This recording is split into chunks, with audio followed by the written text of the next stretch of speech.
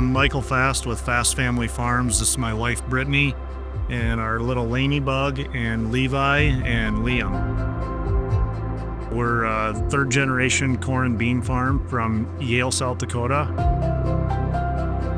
A lender who understands agriculture versus one who doesn't is someone that's going to take on a personal relationship with the farm, and they're not going to micromanage. Farming is challenging. There's always something new.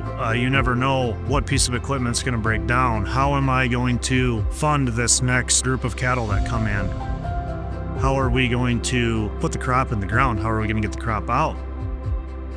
Having a lender that understands that's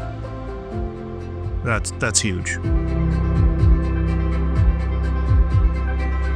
Landera has been so accommodating. Anytime we have a question, we call, boom, they've got the answer quickly.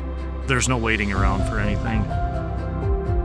Michael's dad started this at a young age, and he built his legacy. And he's passed that on to us, and that's what we're building now. So we're not just thinking about the today, we're thinking about when our kids are older and how they'll make the farm survive.